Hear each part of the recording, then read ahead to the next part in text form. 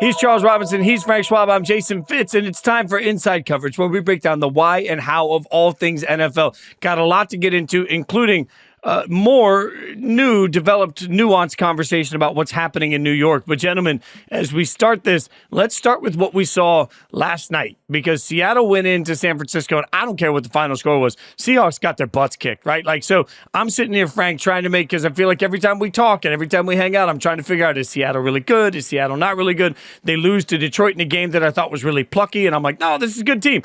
I watched them last night and thought, no, this isn't a good team. Like, where are you on Seattle at this point? I just think it's the Seahawks are mediocre. They're going to be in playoff contention. They're fine.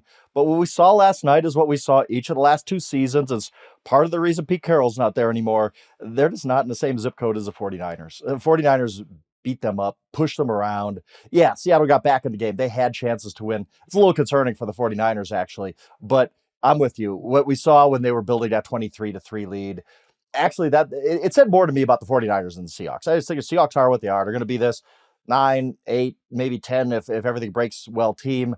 Whereas everybody was kind of lukewarm on the 49ers coming into this game. And maybe they're not that good. Maybe the 49ers are fine. They're a top 5 team in the NFL.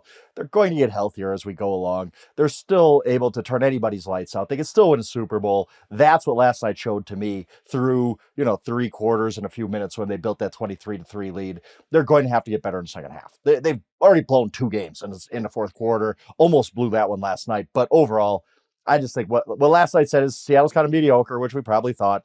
And San Francisco's just as good as we thought they were going to be coming into the season. What's a laugh for? What is a laugh for? Come on. We haven't even started yet, Charles. Because when we went into this game, it was, I did a few media hits heading into Thursday, and it was still this, are we worried about Brock Purdy? Like, is it? And I allowed myself at one point, I'm not going to say what show it was on, but I felt why? Because I want to look up the audio and hold it against you. Come on. I allowed myself to get into the, man, is Christian McCaffrey, does he really mean this much to this offense? Like, does it just not having Christian McCaffrey out there radically change how efficient it can be, how explosive it can be, what kind of quarterback Brock Purdy is going to be from a week-to-week consistency standpoint. And then last night I'm looking at it and I'm like, we got to stop having, and me personally, I have to stop doing this every 2 or 3 games. What is Brock Purdy? Let's reassess. What's Purdy now? Oh, geez, everything hasn't been perfect. Oh, they're struggling.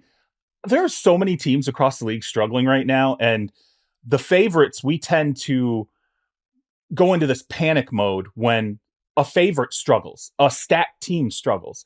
But last night I'm sitting there and I'm staring at the Niners offense. I'm like, Ayuk, Deebo Samuel, George Kittle, especially when Kittle's healthy. Jordan Mason. Who am I? I'm leaving somebody out. Trent Williams, maybe the greatest tackle of all time. Yeah, Trent Williams.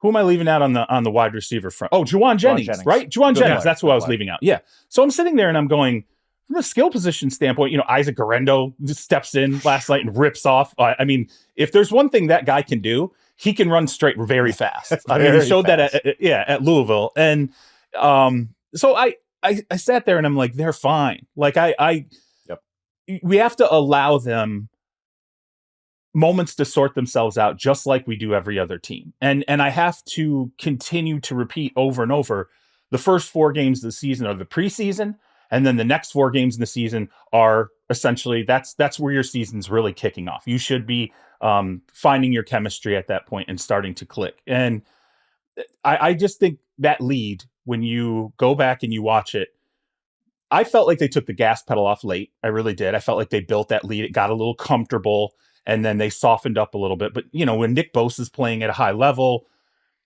it's still the same team with so much potential to be destructive defensively and still as stacked as ever offensively. And I think, like a number of the teams we loved coming into the season, I think they're going to be there at the end of the season. And really, that's what matters. Yeah, maybe I'm just listening to power rankings people because people get in my mentions and they're like, how dare you have the 49ers in the top 10? They should be behind the Commanders and the blah, blah, blah. I'm like, come on. And I know I shouldn't listen to that, but it gets in my mind of like, are people really like upset about the 49ers right now? And the 12-year-old that lives in his mom's basement is mad at your power rank. I mean, come on. I get it. Whatever. And schedule, right? Like I hear all this stuff about the Commanders and it's like schedule. I love the Commanders. I love what's going on there. It's a lot of fun. It's a great storyline. It's sort of like Detroit-ish the last couple of years when you see a franchise that turns it around. You're like, wow, it's nice to be able to talk in a positive way about a team that we never talk in a positive way about. But you also have to look at the schedule for the Commanders and who have they beaten? And all I see is a host of teams that they've beaten that have a ton of problems. Now, it's good. That's a step forward if you're the Commanders, because now you're beating teams that have problems. You're not the one constantly losing when you're figuring it out. But yeah, I mean, why do I look at the Commanders and the schedule and go, okay, well, what does this really look like? Who have they really beaten? Who have they played? But not give the 49ers that same credit, because the 49ers have played some teams. I feel like, look, you guys know I love my 80s wrestling analogies. Like Hacksaw Jim Duggan used to walk into the wrestling ring and just go, oh, with the big 2x4 over his shoulder.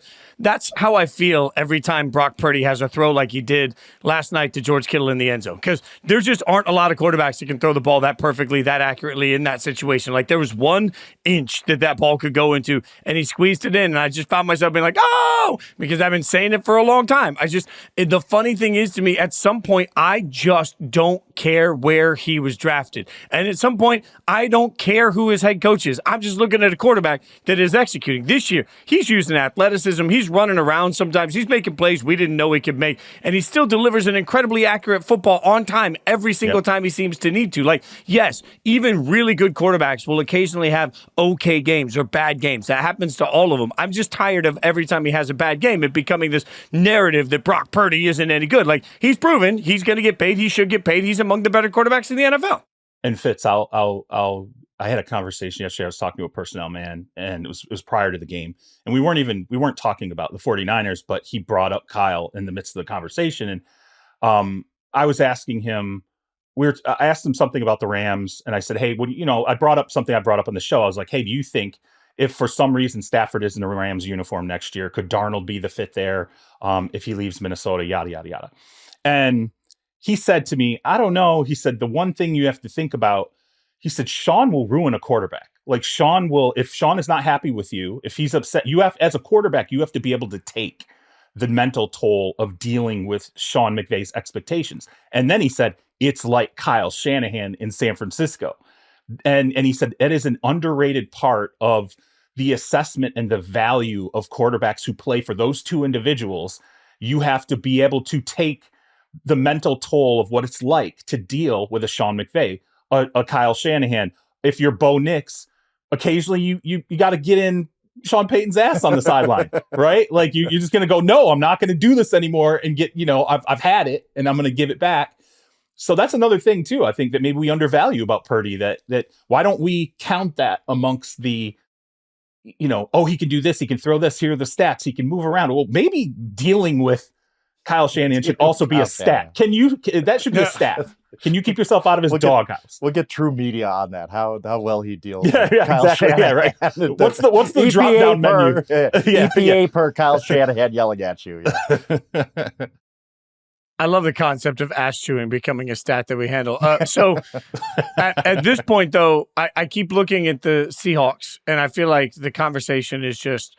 It's circular. It's the same thing. Like, Geno's pretty good and the wide receivers are great and all of these things. But it just, it doesn't pass I'm not even going to say the eye test. The Seattle thing doesn't pass the smell test to me right now. Like, Frank, you said maybe they win 8, 9, 10 games. We'll see how it breaks.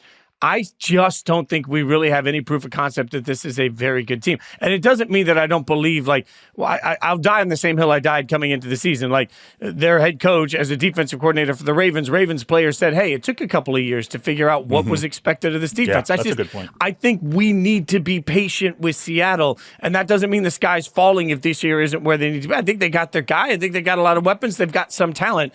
Give them a year together to sort of figure this system out. They'll be just fine. But right now, I don't think they're actually a threat in the NFC at all. Maybe not, but I mean, they've had a lot of injuries. So we give everybody else a pass for injuries. Who most because hasn't? they happen. Who hasn't? That's the thing. I mean, yes, I get it. But I mean, when you're missing your entire front seven for some games, like it's hard to run a defense. Like, and they still have got some of these guys out. And they're not the 49ers. That's the only thing I learned about the Seahawks last night. They're not the 49ers. The Giants loss was much more troubling to me last night. I was just like, I've seen this movie before. This is why Pete Carroll ain't there anymore, because they lose to the 49ers by double digits every time they played them the last 6 times. Like, this is, I still think Seattle's going to be they're going to be okay. They have talent. I think McDonald's going to be an awesome coach. But yeah, like you said, like it does take some time with the scheme. And it's just, they're not the 49ers. They're not even close yet. And they need to get there, and it's going to take some time. Yeah, I mean, they're missing, was it the top 4 or 5 defenders on their team against Detroit, right? And they still 5 managed out of to 7, I think.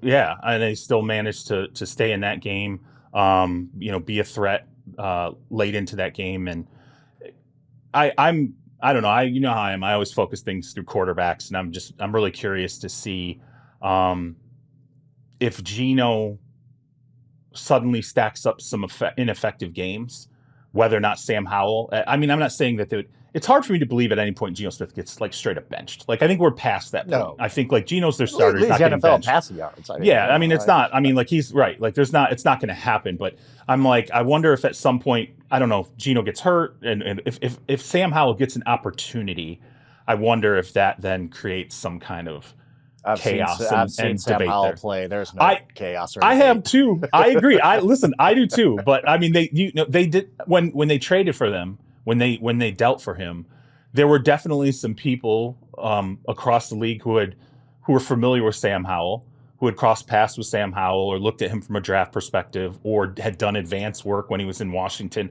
who said, if he gets a shot out there, just watch, he'll probably do some stuff that will now raise. He'll do some things productively. He does. That will raise some kind of a conversation. So, real quick, can we talk about one thing? I don't want to gloss this over, because I don't want this to get lost. Last night there was a punt, where the 49ers blocked into the a Seahawks returner, and the ball bounces, and you can't really see in real time what happens. And Kyle Shanahan throws the challenge flag and says, "It hit the Seahawks returner. We recovered it. It's our ball." Come back from commercial, and clearly the ball hits the guy's hand, like D. Williams, I believe it was, their returner. And the officials say, "Well, no, the call stands." And I'm like, wow, how do you miss that call? How? And then 15 minutes later, Terry McAulay comes back on the Amazon Prime rules analysis. And he says, well, the NFL doesn't have the same access to the enhanced replays that we have on the broadcast for Amazon Prime Video. How is this even possible? You are a league that makes more than $20 billion a year. And what, you're watching on standard definition TV, like a 19-inch tube TV or something? Like, how is this even possible that you don't have the best replays for something like this? That could have cost the 49ers a game. Like, if they don't get that pick off Geno in the fourth quarter, whatever, this game could have gone differently. The Seahawks could have won that game. And we could look at it like the 49ers are 2-4 because the NFL doesn't have the best possible replays. That was insane. That was an insane part of last night's game that's going to get lost with everything else that happened. Amazon has more money than the NFL. They do. Then sure, here's the good feed. Like, we're not just going to give you the back feed that's all blurry or whatever. Like, here's actually the pixelated. Like, what are we doing? Like, I could not. I was literally floored when Terry McAulay came back and said, "Yeah, they called me from the command center. They said they didn't have the best replay, so they couldn't see it." Like, what? I'm sure they're thrilled with that being shared. I know, right? Yeah, that probably was not meant for publication, let's say. But I just didn't want to let that slide. I didn't want to let that get by without at least mentioning how bananas it is that a $20 billion league doesn't have access to the best possible replays for a play that could have literally decided a game right there. This is also where I die on the XFL hill. Like, I covered the XFL at ESPN when they came back. And one of the best things that the XFL did was they had their replay room mic'd up. And so the minute that replay went in, you knew exactly what they were looking at. You heard the replay guys looking at it, and you heard how they came to the decision they came to. Transparency. Yeah. EPL does that too. English Premier League Soccer does that too. Because I think there was a big controversy where the guy, they said, yeah, that's offsides. And the official at the game didn't heard it the other way. They called it bad. But, doesn't the NBA, transparency though. The NBA does it too, right? So. I believe in some cases, yeah. This is actually pretty wild. The NFL not having transparency. Look, I obviously I'm in the betting space a lot. I see a lot of these people on Twitter or whatnot. There's so many people who think the NFL's rigged. There's so many people who think Jordan Mason played one play in the second half last night, so these sports books didn't have to pay the overs. Like, it's crazy, but they're out there. And this kind of stuff where you have no transparency in your replay decisions and stuff, that leads to this. It leads to these conspiracy theorists. And I'm not saying we should pander to them, but a little transparency with your officiating could go a long way. And from a broadcast perspective, it's kind of fascinating. I like when I'm watching NBA games and they go to those replays and the officials are talking to each other. I'm kind of fascinated by that. Like, I'm like, oh, this is a more interesting viewing experience for me rather than just listening to the analysts cover up the time with, watching the replay 78 times or whatever. I kind of like listening to the officials essentially say, what are you seeing? Or, that debate, I think, would be an interesting addition to what we're watching in terms of NFL content. I mean, I saw it real time. There was a call in the XFL, in an XFL game that was controversial. And within the room that we were all watching, we were watching a conference room, probably 20 people in there. We were arguing so hard against the call. And then you watch this process go through it. And by the end, you're like, I mean, I don't see it the same way, but I understand what he did. Example, like, it's the one. But I will say this, Frank. You mentioned the conspiracy theorists that think that the NFL is rigged. I will say two things about that. Number one, my mom and dad, when I was really little in Vegas, my parents both worked in the casinos, right? My mom, famously at the time, she was actually the first woman to ever get maternity leave at a casino because she wasn't a dealer. She was part of management. And when we moved, and they had to figure out salary, when we moved to the East Coast, everybody kept saying, oh, casinos are rigged. And my mom, who doesn't mince words, quickly reminded people they don't have to be rigged because at their core, people are stupid. And all you have to do is let people be stupid, and they will be stupid, and you will always win. The regulations on rigging these things is so impossible. For everyone that thinks the NFL is rigged, the number of people that would have to be in on that is asinine, and then nobody would ever say anything. But most importantly, if you truly believe the sport is rigged, why do you watch? That's what I've never understood. If you believe that the results are fixed, why are you betting on it? If you believe that the results are fixed, why are you watching? And if you believe the results are fixed and you're watching, why do you care that they're fixed? If you just believe it's WWE, consume it like you consume WWE. Just shut up about it. I don't understand this conspiracy theorists that think that there's some sort of level in Vegas that's sitting here saying this. Look, they build those casinos because at our core, we can't resist blowing our money. They don't need to help us with it. We will help. Fitz, literally, there are people, search Jordan Mason on Twitter. I did, unfortunately. There are people literally who think the NFL called the 49ers sideline and were like, you got to sit Jordan Mason out the rest of the game. Why? Because you had a $10 same-game parlay with Jordan Mason's rushing yards involved? Like, oh, we can't pay out this $50, guys. You got to sit Jordan Mason out the rest of the game. People think this is true. It's unbelievable to me, but it's out there. It is. It's not hard to find. But Frank, that's intellectually dishonest, though. It's okay. It's not $50. It could be $50 million. It could be $500 million for all we know. Let's be honest. It's not one bet, right? So maybe the NFL is fixed. No, no, I'm just Charles woke up on a Friday and he's like, I'm fighting. I'm just with Frank right now. That's it. That was 100% what I'm trying to do. C-Rob is just here. That's like when people say the NFL is against insert team here. They don't have to be for or against anybody, right? Like, realistically, we will watch it no matter who's there because it's like heroin in our souls. So we're going to watch it. We're going to consume it. It doesn't matter what the teams are. Like, I don't understand the NFL's next ad campaign. The NFL, it's like heroin. Heroin. That's it. And you got it. I found your commercial appeal right there. I remember specifically one day I asked a former NFL head coach of a bad team. I don't want to throw him under the bus. I asked a former NFL head coach of a bad team. I said, do you believe that the NFL was against your team, that the refs were against your team?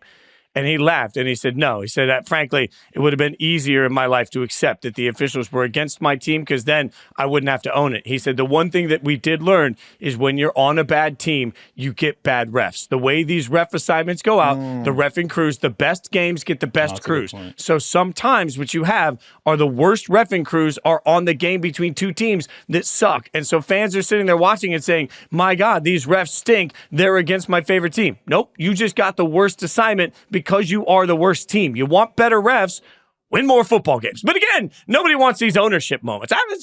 That happens in the NBA all the time too, by the way. Yeah, you're not getting the A team for Utah and Sacramento on a Wednesday night. Let's put it that way. Wow. I don't know. Jazz fans feel like they just took a stray for no good reason. Welcome back to NBA and NHL season. This is the annual reminder that both of you sports have lost your freaking minds by starting play this early. Okay, we'll get into the Jets because even Jets drama off the field is more interesting than anything the NBA and NHL will give us this week. Plus, we'll get into some quarterback rooms. We'll do that when we come back. See, Rob, I've been excited to talk to you for days because the minute I heard Nathaniel Hackett is not going to be calling plays anymore for the New York Jets, I immediately thought, what does it mean? You will tell me. So I will ask you just that. What does all of this mean? Not just that Saleh was fired. We've covered that all week. But that Nathaniel Hackett specifically is demoted. Well, I think first and foremost, the power center of the Jets still lies in the hands of Woody Johnson, right? I mean, because he's the one who pulled the card on Robert Saleh. We wrote this on in QB room when everybody was saying, well, Rodgers fired the head coach and all this. And I spoke to a couple people who knew exactly what was going on there, knew Woody, had some back history. They focused it through Woody and they said, look, no, this is Woody was always had there was something gnawing at him about Robert Saleh, about how he coached, just, Woody.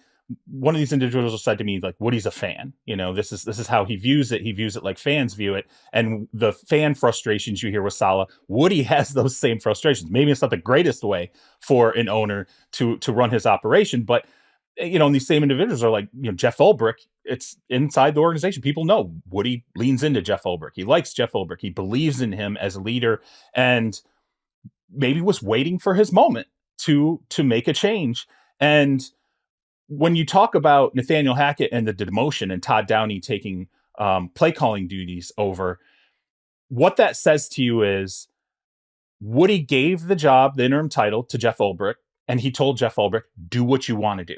And if that means you got to demote Nathaniel Hackett, we're not going to worry about what Aaron thinks, or we'll make sure Aaron's not going to lose it, if we do this. But at the very least, his guy, right, his hand-chosen offensive coordinator, he's no longer going to be out there calling the offense. So that tells you Jeff Ulbrich has control of the organization right now. He can make the coaching decisions he needs to make with the staff, and that Woody was not afraid to maybe redial the math a little bit in terms of who makes the decision. I'm not saying now, by the way, that Aaron Rodgers is inconsequential. No, he's still the third in the pecking order of executives in the Jets organization, maybe second in the pecking order of Jets executives. But I do think that the writing is on the wall here, maybe through the remainder of the season. And I would ask you, Fitz and Frank, what if this doesn't work? Right? You've now moved. You moved off of. I don't want to say you moved off of Rodgers, but you've done something that pushes back, right? You said we're going to do what's best for the team that we believe right now, whether you all agree with it or not. And part of that is not just going to be the head coach, it's going to be the OC. What if it doesn't change? What if this doesn't get better? What if they get blown out against Buffalo on Monday night and this team starts to spiral and go into a hole? Does that mean the end of Aaron Rodgers? Are we talking about, like, is this it? Is this sort of the last attempt to try and save this situation? And if it doesn't work, we're going to be looking at Woody Johnson again going, maybe he's just going to blow this thing up now. Yeah, I have a few questions because you're a man in the know. So first, I'm going to start with this one. Do you think Aaron Rodgers is back next year? Like, regardless, like, win a Super Bowl, go to the wild card, right, lose out, whatever the situation is. Is there a scenario where he is back next year? Because yes. I kind of view this really, okay, why so? Yeah. Okay, so what I was told, I said, okay, so when Ulbrich came in, and this was prior to Hackett having the play calling duties stripped, I asked someone, do you think this is a survivable event for the general manager, Joe Douglas, who, by the way, is in the last year of his contract right now? His contract expires after this season. Do you think this is a survivable event for Joe Douglas, for Aaron Rodgers, for Jeff Ulbrich? And I was told, yeah, it is. If this turns around and there's momentum and this team gets, if they're in the right direction and all of a sudden everybody's feeling good and you're winning games, maybe you make the playoffs. One source was very dialed in that building said to me, I think there's a chance that all three of them, Ulbrich, Joe Douglas, and Aaron Rodgers are back in 2025. Wow. It's all about how this ultimately finishes. But conversely, if it goes poorly, then I think there's a chance that none of those three are there in 2025. Wait, I think we're all on the clock right now. Do you think it's voluntary with Aaron Rodgers? Do you think there's a scenario, I guess, where the Jets say, "No, we're done"? Like, or is this just, hey, if Aaron wants to play, he's going to be back next year. If Aaron wants to retire, he's gone. No. I think it's if he does not play good football, right? Mm-hmm. I think if what how he played against the Minnesota Vikings, if that's a representation of what he's going to look like, I mean, then no. I think it's because then the Jets could be like, we're done with you, and we're just whatever you want to do. If you want to go play for the Raiders, don't they have to? Like, they're going to have to suck enough to get a quarterback. Like, they're not going to lose enough games to be picking in the top 5. So, and I've also thought this, Charles, how difficult is, let's say Ulbrich isn't the guy. Like, I think if they make the playoffs, you could make a case where Ulbrich comes back, whatever. If he doesn't come back, how hard is it going to be for them to hire a coach? Because this is a team that did get a lot of veterans. This is a team that could still trade a lot of draft picks for Davante or whoever it's going to be. This is a team that if Aaron Rodgers is not back, they have 0 at the quarterback position. I look at this situation as the New York Jets are going to struggle to find a good head coach. 1 of 32. I mean, we always say that. I say that about every organization, and they always, But you might end up with Freddie Kitchens, right? But listen, man. Okay, DQ went to Washington, right? Like, and you're going to tell me DQ's not a pretty good hire as a head coach? I think that situation was good. I think Washington was actually building. They had the cap space, and they were getting the number 2 pick of Jaden Daniels, and they had Adam Peters and a new owner. Man, we are warped. Situation. This got warped fast. Washington suddenly was a good situation in February. Like, I'm not saying for the last 20 years it has been, but I think Dan Quinn looked at it like this is an improving situation. You just going to sit there, Fitz? Good quarterback. You're going to do that? You let him Washington was a good situation when he got hired. No. Frank. Yes, it was. Come on, no. Fitz. Frank just commandeered the bus and he's sideswiping everything on the street. Can you do something about this? Can you please step in here and get control? In a moment, I'm not saying the Daniel Snyder years; those are gone. Like, this is a new age for the Washington Commanders. Like, in fairness, we can't twist this. I remember going into the draft. The general consensus from everybody was that when you asked who was going to be in the best situation, what quarterback was going to be in the best situation, without hesitation, the answer was whoever the Vikings draft. The world was all in. The Vikings are a great place to go, and everything else is a dumpster fire. That's where we were. Like, Chicago got some credit for the offensive weapons, but we're talking about a Washington team that not too long ago traded away their best defensive players for essentially bags of lime Skittles, and then we're sitting there saying, no. Come on. I'm talking about January of 2024. I'm not talking about like him signing Jeff George 25 years ago. No, January 2024, they were only a few months removed from like, what the hell are they doing? Like, we didn't know what. There are receipts on this. I guarantee you, Frank right now is forgetting what he must have been saying. There's no way if we go back. No, go read my preview. Go read my Commanders preview. I don't care about your preview. This is a new age for the Commanders. This is a whole new. They have new ownership. Adam Peters is a GM everybody wanted. Jaden Daniels, we knew he was a stud coming out of LSU. Like, this was a good situation. I want to look at January and February.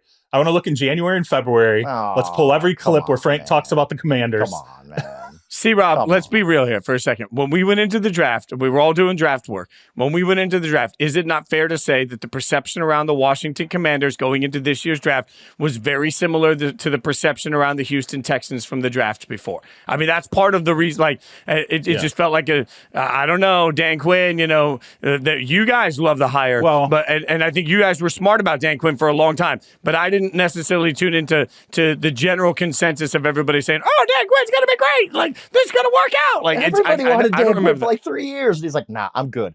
And then he's like, ooh, Washington? Let's go. He even said that. That's not me making it up because I look like him. Dan Quinn said this. And he was like, I was waiting for the best situation, and Washington is a great situation because I love Adam Peters, and we got the picks, and we got the cap room, and all this kind of stuff. Frank, by the way, a buddy of mine the other day called me the Costco version of Adam Levine with the shaved head at this point. I'm Costco Adam Levine. Does that mean that Frank is like Costco Dan Quinn? That's what we got. Like, Frank is Costco Dan Quinn. Club Dan Quinn, yeah. Walmart, the Kmart blue light special. I will say, I looked it up because... delusional. That was completely delusional. I got one guy saying I look like Dan Quinn. I got the other guy going, I look like Adam Levine. Like, no. Shaved head and tattoos. Shaved head and tattoos. Like a skinny white guy, shaved head and tattoos. A picture of Dan Quinn comes up. I swear to God, like it does. If I showed you that Googling yourself? Awesome. No, somebody else did send it to me. College buddy. Sure. Shout out to Jesse. Someone I else. swear to God. Come on now. I'm leaving. The Jets, by the way, I looked it up. The Jets have $88.6 million in cap space right now. So, when you start talking about the ability for a franchise to rebuild, they've got 88.6. The dead cap hit, I can't believe that I say this now. The dead cap hit for Aaron Rodgers, should he be cut from the team before June 1st of next year, would be $49 million, which really isn't that bad. Like, that's where we are with dead cap hit now. You're like, $49 million bucks. There's some flexibility to walk away. Right? You could also post June 1st designate it, split it out. So the Jets have some flexibility. I just wonder, like, what happens if this sort of works? That's my biggest concern on all this, C-Rob. Is like, if this sort of works and you want Aaron Rodgers back, you just got rid of his bestie that he has like the friendship bracelets with that was calling the plays on the offense to bring in Todd Downing, who I will clearly say yet again for the second time this week, does not deserve to have a job in the NFL calling plays anywhere. I've watched it twice. It's garbage. I don't know. Like, Nathaniel Hackett had to be so bad that they looked around and they said, all right, Todd Downing's it. Like, I don't understand this at all. So now that guy's got to be the savior of Aaron Rodgers. Man, what happens if this team wins 8-9 games and it feels pretty good? Like, that's where I think it gets way more complicated, C-Rob. I would go back to your Raiders and a conversation I had with someone who came out of that organization. We were talking and about, like, what happened, what's Mark Davis like as an owner, all these different things. And he said to me, and I thought it was pretty interesting, he said, the mistake we made, as an organization was that Rich Bisaccia year, prior to Josh McDaniels getting there, Dave Ziegler getting there, they put things together enough to feel like, oh, wait, maybe there is something here to build on and move forward. And then what happened was that new regime came in and they tried to continue that and I think in hindsight, there are individuals who walked away from the situation who go, that wasn't as real as we thought it was. Like, the mistake was trading for Davante Adams, making some of these moves, the defensive end, God, who's the defense? Chandler Jones, making some of these moves to try and continue something that really was not as real as the owner thought it was. Like, Mark Davis thought, that's real. We're close. We're only a couple of players away with this new regime to turning ourselves in the right direction permanently, and it just wasn't true. And so they make the massive mistake of going and spending on Davante Adams. They make the massive mistake of spending on Chandler Jones. It's just, I would say that if it's kind of right for the Jets, that's what, to me, it feels like. You're like, okay, it's kind of right. Let's spend more to see if we can get over the hump. And then if it goes wrong, it really, really, really, really goes wrong quickly. And one thing I'll say too, and I think maybe we'll talk about this later in the segment.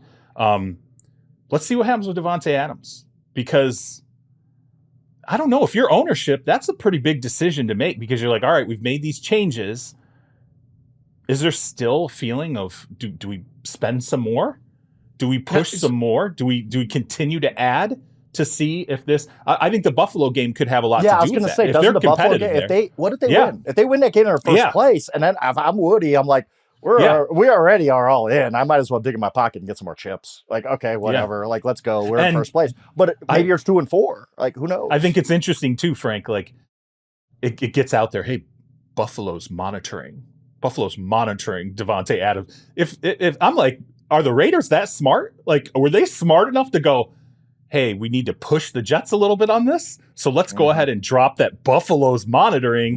Maybe that creates mystery. Are they the mystery team? Mystery team. There we go. Here's what I don't understand about Davante. Let's go to Davante here. If the logic is Davante Adams is the elixir that fixes what ails the Jets, that pretends that they don't already have a number one wide receiver that has been malcontent at times this season, that hasn't necessarily had, like, I mean, I don't know if I'd say malcontent. That's that's all of a sudden. Wow, you just insulted his family, I guess, by saying malcontent is like he's been angry this year. The problem there. I don't think Garrett Wilson. he's- No, I don't think Garrett Wilson. So let me clear. I don't think Garrett Wilson's a problem at all. But Garrett Wilson is not, like, to me, you've got a number one and your offense isn't electric. So bringing in another Fitz number is frustrated. That's different than me saying Fitz is a malcontent. Okay, fine. Garrett, let's say this. Garrett Wilson has been frustrated, all right? If Garrett Wilson is frustrated and the offense is frustrating watching Garrett Wilson, I mean, he went off for 13 catches, 100 yards last week. I get that. But, like, this offense has not been clicking, and this is not – I'm not looking at this like a team where Buffalo that doesn't have a number one. Like, the Jets have somebody that was so well thought of that we thought he was going to be dynamic, like maybe the best wide receiver in the NFL this year, could lead the league in catches, yards, touchdowns, all of it. And so far we've seen meh from the Jets offense. So, like, I just don't understand. Two. I think that's the thing. You don't have Mike Williams, Ella Lazard, like. So bringing in a number two wide receiver is going to take you from 7 wins to 12. Like, I just maybe. It's a big deficiency in their offense. Well, let's not move off Garrett Wilson yet, because they don't. You're saying Garrett Wilson's a number one. They don't really treat him like a number one. Look at his statistical output. I think he went from 13 plus yard average to 11. I mean, it dipped, and then this year it's just over 8 yards per catch. Yeah, I mean, that's you've turned the offense into a 10 and in, offense. It's a short area offense. Yeah, you force fed him, what was it, 22 targets, 25 targets to get him to catch the number of balls and get him over 100 yards. Well, what's the average per catch on those balls? Look at the dot chart, where he's getting those footballs. They're trying to get the ball. And then there's an opportunity late in that game where, I don't know if he ran like a hitch and go, but whatever it was, he was clearly open for a touchdown, potentially a game-winning touchdown, and Aaron missed him. Totally missed him. Yep. Yeah, and so, like, I think it's not so much they have a number one, it's do they even know how to have a number one in this offense right now? Because particularly for a player like Davante Adams, you don't acquire him to go, hey, Davante, we're going to get you the ball 8 yards out. We're going to get you the ball 6 yards out. We're going to get you the ball because we got to get it out fast. We're going to acquire you to give you the ball and hope that you can, give us 10 yards of yak, that you can be this, yardage monster after the catch. No, Davante Adams, you would be acquiring him to say, we want to hit you in the intermediate. We want to hit you deep. We want to take advantage of these deeper parts of the field that we are not accessing right now. Well, you can't do that if the offense has to be built right now to get the ball out of Aaron Rodgers' hands as fast as possible. And I think a lot of that is Aaron. I think Aaron is trying to get the ball out as quickly as he possibly can so he doesn't take as many hits. And it's just, I think there is an element of Aaron here, frankly, that I think has shortened the field for that offense. And I just don't know if going and acquiring players who don't fit that, or you think are going to solve that. My question is how? How do they solve that? Because that means Aaron has to wait longer. It means he has to access his legs more, moving around, right? Does it look to you, when you watch that Minnesota game, does he look, I mean, and again, he got rolled up on, which wasn't great. That sucks. But it also plays into, what does he look like waist down? The way he moves. Does he look as fast as he used to? Does he look as deft as he used to? I don't know. I mean, there's so many things that are tied up together in this. I don't know that they even understand at this point acquiring a big time number one receiver, if Davante is even that, by the way, if that's going to change really what they can do offensively. First and foremost, you got to block, right? Olu Fashanu had his hands full, and Minnesota's, let's be real, Minnesota's a damn good team, right? Amazing defensive coordinator in Flo. That, when they've throwing 6, 7, 8, 7 guys at the line of scrimmage and they're all lined up across the line of scrimmage, you're like, oh my God, like this is crazy. Like, what's going to happen post snap? It's a lot to work out for the Jets. And I don't think that Adams is necessarily the highest priority on that list. The play calling was first. I think if they see how it changes things against Buffalo, then maybe Adams bumps up the list based on the outcome of that game. Let me ask you a Goldilocks question then. C-Rob. Give me the best case, worst case, and what you think it would actually be on what somebody would give up for Davante Adams. Oh, I know that right now. I mean, it's when he was on the market, I reached out to a multitude of people across the league, And I said, what, realistically, what is he worth? They want a 2 and a 2 plus an extra asset. Everyone was like, no, I'm not giving it 2 for that guy. That's crazy. He's about to turn 32. There are some people who don't think he's the number 1 wide receiver anymore when they look at the analytics of separation and some different aspects of his game. It's not like when the Patriots went and got Randy Moss out of the Raiders organization and all of a sudden Randy Moss was the Randy Moss of old again. I don't think people necessarily believe that's going to be the case with Adams. So I think from what I was told, depending on your level of desperation, a 3+ maybe, which is, it's the richer side. For them to be able to get the most out of him, you need multiple teams that really want to bid up that price right now, which is, it's not happening. They lost the Saints, maybe, when Derek Carr goes down with the oblique injury. That clouds that situation. The Jets are in total chaos. That's his other team that Davante really, would like to go to. That's in total chaos right now, right? Baltimore,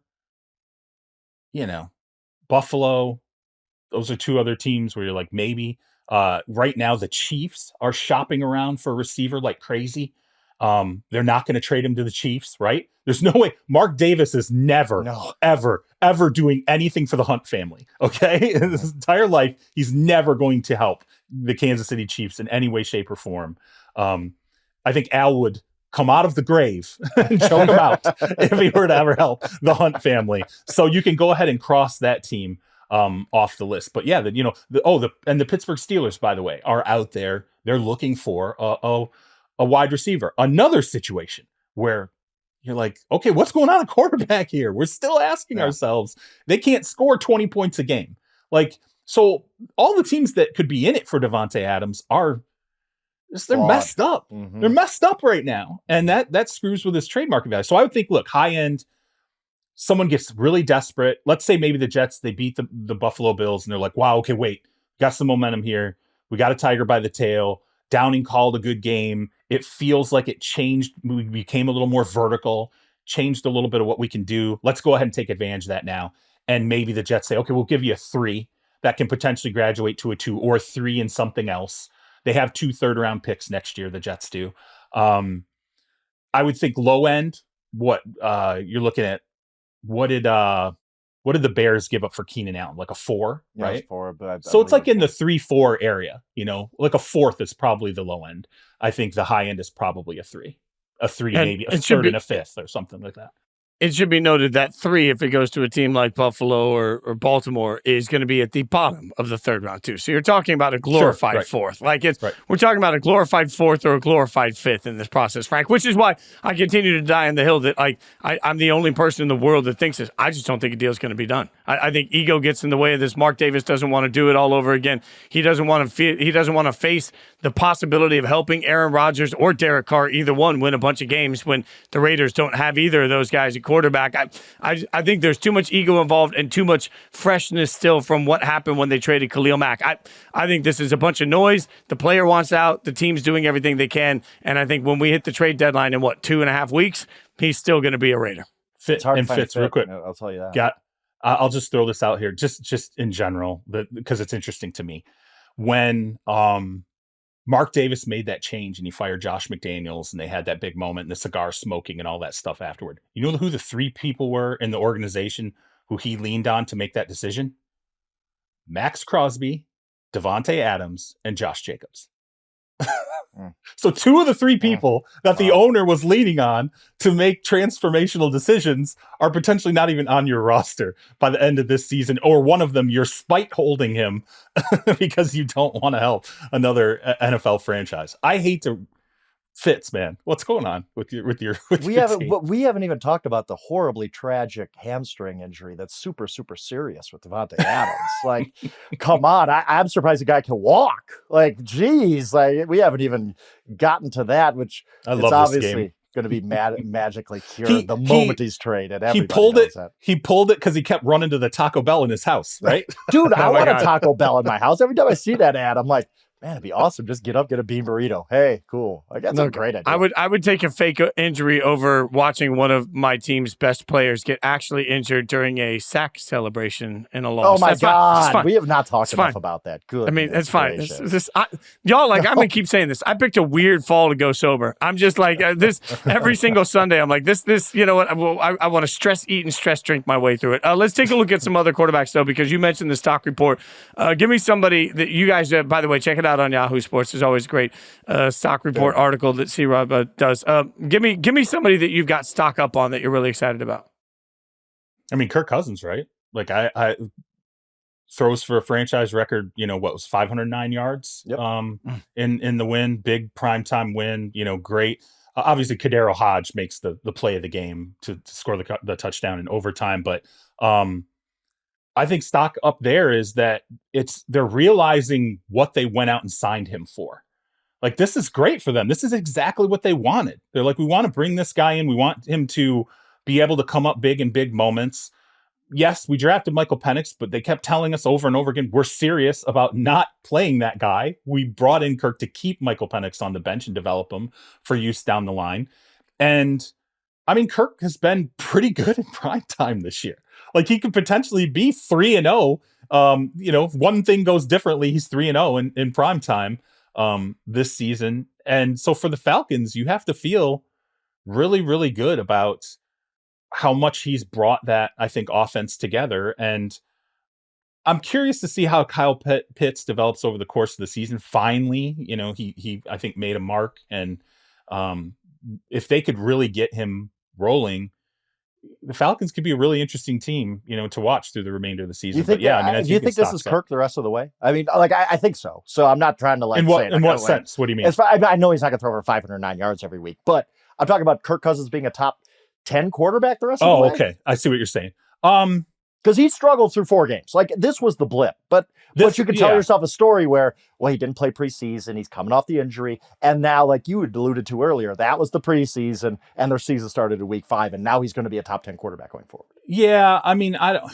Ish, like maybe 11 or 12 or whatever, I don't know if I would say he just straight up struggled. I mean, there were reasons for he had some issues those first 4 games. He wasn't great. Yeah, I mean, look, there were mistakes. Okay, mistakes were made.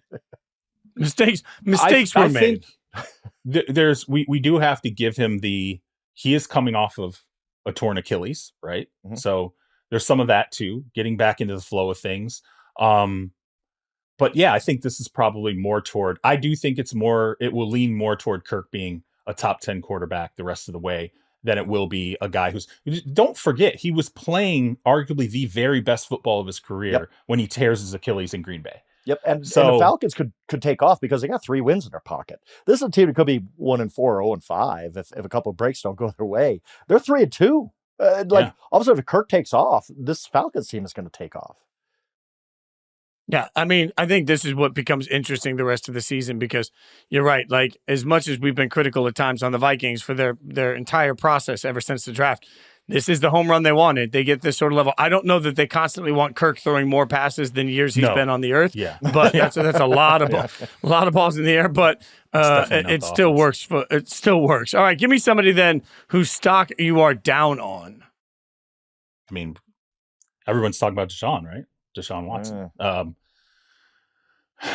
Notwithstanding my fight, it's not even a fight, but just this sort of bickering that occurs with Deshaun's quarterbacks coach on social media, which I got to stick up for your guy. There's clearly something wrong there that I think, to be fair to Deshaun, their tackle situation is a total mess. The offensive line is jacked right now. Okay. And there was a play against Washington where Jerome Ford was hammered into Deshaun Watson, and the entire pocket collapsed in a way that it almost looked like, when I watched it, and I actually made the clip was part of my QB room, it looked like there was no resistance whatsoever. Like, he just got destroyed. And at that point, I'm like, well, what does the guy do at that stage?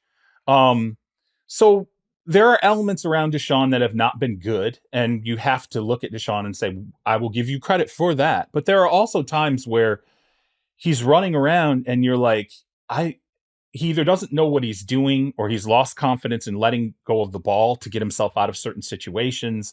There's a play where he's scrambling, he spins around in the middle of the scramble and just gets trucked by a Washington defender. And you're like, it's just so hard to watch him at times now and not think to yourself, it's like it's broken in a way that's getting to the point of never being fixable. And they can't bench him, Why not? They're in because the owner won't bench him. The owner's paying him a contract. The owner did a deal that has painted them into a corner where I truly felt like they couldn't keep Joe Flacco. After Joe Flacco had the success he had last year, there was no way Joe could ever be kept. And I know Joe was surprised that he wasn't brought back. And I'm like, you shouldn't be surprised, bro. You had too much success. If you're there behind him and they're struggling, owners, man. Well, people in the organization, players in the organization are going to go, man, I don't know. We went to the playoffs with this other guy. The offense got accessed in a way that is, makes us want to, tilt more toward him. So you can't have that guy in the room anymore. I think if you're the Browns, what you have to hope for right now is that you get some health on the offensive line. You get Nick Chubb to come back and you become a team where you can be run dominant, help the defense out by possessing more of the clock, and then make Deshaun into a quarterback where you're like, he's going to be a 20 pass a game quarterback. And that's what he's ultimately going to be. I don't know how else you fix it, honestly, at this point. It feels closer to me to being a tear down situation on offense than it does to being, hey, we fixed it, now we're clicking. Yeah, and that's a hell of a thing to say when your head coach, Kevin Stefanski, is an offensive guy and he's won Coach of the Year twice. Amazing how bad it's become. Yeah, I mean, here's what I want in a dream world for Browns fans. I want Jameis Winston to get the chance to come in and Jameis to just start heaving up deep balls to Amari and this to be this beautiful thing that is explosive offense and everybody feels charged and energized.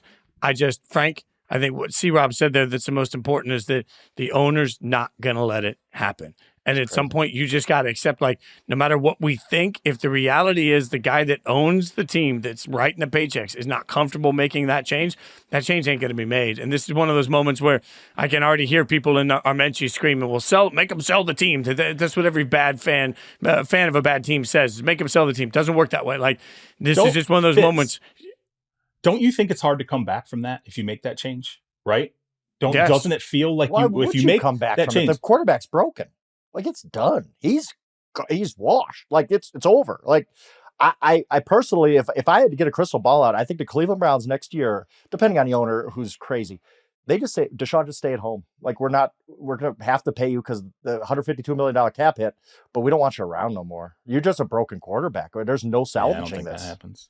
No, what's it gonna be though? You're gonna go to 2025 with this guy as your quarterback? Really? There has to, for that to happen, he has to be disruptive in a way inside the organization that he's not a disruptive, inside the organization. It's not like he's no, I get that. People painted this as, I remember when he was walking off the field, they're like, he took himself out of the game. No, that was that wasn't real. That wasn't real. There's a lot of things to bang that's on him not for. That was unfair. I get that, but at the same time, I just don't know how you have him around in 2025. I don't know how you have him just starting quarterback in 2025. This is a bad situation. There's no getting out of this. I just don't think anything can be fixed here.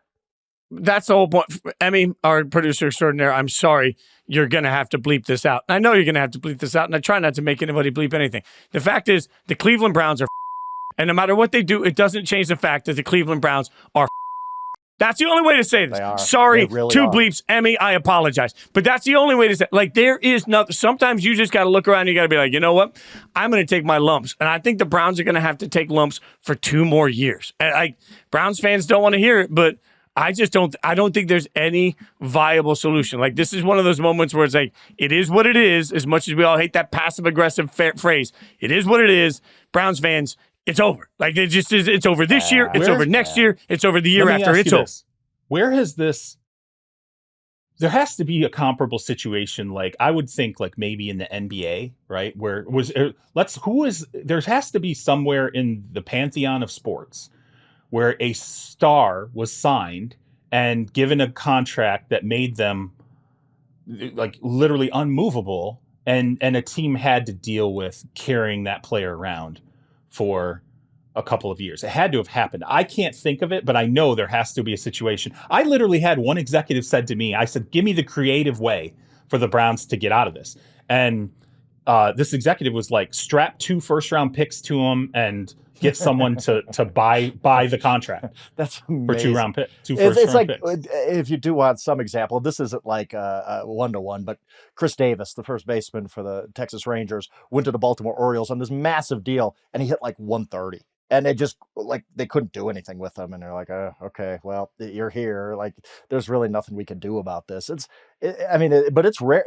I can't come up with a comp of a quarterback being, and I've talked about this on the show, a quarterback being a legit top 6 or 7 quarterback in the league. Elite. Let's use that overused term. An elite quarterback before the age of 30, just losing it. Literally lose. Not a Dante Culpepper where he blows out his knee. Nothing like that. I'm talking about a guy who literally just loses it before he's 30. There's no comp to that. Like, this has never happened this way in the NFL. Deshaun Watson went from being elite, like one of the difference-making quarterbacks in the NFL, to being a guy who we're talking about like, well, maybe you could send 2 first-round picks with him just to get rid of him. Like that, there's no comp to this at all. It's amazing how awful this has gotten for Deshaun and the Browns. I've looked quickly at some articles here on the worst contracts in sports history, and there are plenty of bad ones, but not bad ones that hinder the team for years. Like baseball figures out a way to get it off the books. They just pay you. They don't care. You know, the NBA finds a way to get all that money and move it around. They find a way. I can't find one that hamstrings the team this way. We got to take a quick break. When we come back, we'll get you our stupid underdog pick of the week. Hey, Frank, I'm kicking your ass. I just want you to know. All right, the way that stupid underdog picks work. Something happens on Thursday night. I come alive. Like that's. I don't know. But stupid underdog picks. C-Rob, you haven't been you don't ever put one in. It's me and Frank. We started this before, apparently. And so the way it works, you get the points when you're right. You lose the points when you're wrong. So right now, as we go through these games, I'm at negative 0.5, which for this game is not that bad. Frank's at negative 9. Negative 9, Frank. So right. You get first pick on the board. But I mean, are you gonna try and pick a winner this week, Frank? Give me an underdog that you think can actually get the job done. I was going to ask if Monday night is okay, but then I realized we haven't written out. No, you can take Monday. So you can take. I've come around, and I believe that the Jets are going to use this whole firing thing as something that gets their season going, and I think they beat the Bills on Monday night. When you fire a coach like this, you change the offensive coordinator 5 games in, I think it wakes up the whole locker room. This team still has a ton of talent. And the Bills are on their 3rd straight road game. I don't know who scheduled that. And Josh Allen just had a dog game, man. Horrible game. And he probably got concussed. And I mean, there's a lot of things going on with the Bills right now where you go, again, they got scheduled at Baltimore, at Houston, at the Jets. Like, wow, I didn't even realize that until this week. I think that's a bad spot for them. And I think the Jets kind of come alive a little bit and rally around this whole like, whoa, this was a wake-up call. Let's get going. I think Jets went straight up on Monday night. Okay, so I like that call. When that's a good call. I was going to go with Indianapolis taking down Tennessee because last time I checked, Will Levis is still their quarterback, and I don't believe in him. But I have a lead here, so I'm getting froggy. All right, I'm going for some points. I'm going for some big ins here. We'll see what happens. Right now, Green Bay is a 5-point favorite over Arizona. I don't understand 5 points for Jordan Love in that offense. I just don't understand it. I don't understand it. And Kyler Murray can score from absolutely anywhere, anyway, anytime. I'll take Arizona to do the unthinkable, and that way I get 5 points out of it. I'm going big. I'm swinging for I'm getting a little aggressive here. See, Rob, this is what we do. Like I'm walking my walk. I'm doing the little like walkout thing. Like I'm just a little swagger happening. That's what happens when you're the Costco version of Adam Levine. Charles Robinson, you're the Costco version of. I'm going to completely avoid that joke and go ahead and say that there's definitely a joke somewhere in the stupid underdog picks and you guys being the stupid in the stupid underdog picks. The man's not wrong, I'll tell you that. Well played. You can follow C-Rob on Twitter at Charles Robinson. Make sure you're checking out some of the great work he's writing on out at Yahoo. Frank is also doing God's work right now out there at Yahoo Schwab. You can follow me at Jason Fitz. I'm just pretty on camera. That's all I do. Mostly, you should give Emmy all of the flowers because I made her beat me twice, and I feel bad about that. So Emmy does incredible work producing this. We appreciate it. Inside Coverage will be back Sunday night, recapping every single game of Week 5. We appreciate you guys listening. Rate, subscribe, review, tell your friends, your family, tell your enemies, tell everybody, and have a great week.